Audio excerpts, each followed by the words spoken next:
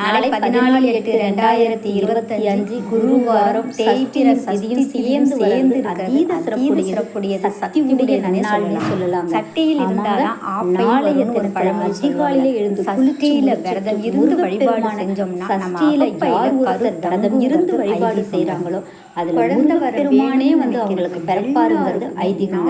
சட்டியில் இருந்தாதான் அகப்பையில் வருவாங்க.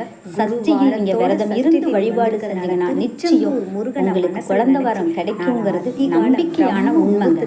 பக்கத்துல முருகன் கோயில் இருந்ததுன்னா போய் ஒரு செவ்வரளை மாலை கட்டி போட்டு 2 எலுமிச்சம்பழத்தை எடுத்துட்டு போய் அவங்க காலடியில வச்சு அதை எடுத்துட்டு வந்து மறுநாள் ஆடி மாசத்துல அரிஞ்சு 2 பேரும் கணவன் மனைவி சிறுவரும் சேர்ந்து அதை குடிங்க. எங்க ஊர்ல கோவில்லாம் இல்லைன்னா உங்க வீட்டிலேயே முருகன் படம் இருக்குங்கள, அதுக்கு செவ்வரளி மாலை கட்டி போட்டு 2 எலுமிச்சம்பழத்தை வச்சு மனம் முருக கணவன் மனைவியா சேர்ந்து வேண்டுங்க. நாளன்னைக்கு காலையில அதை எடுத்து அதிகாலையில 2 பேரும் அரிஞ்சு குடிங்க.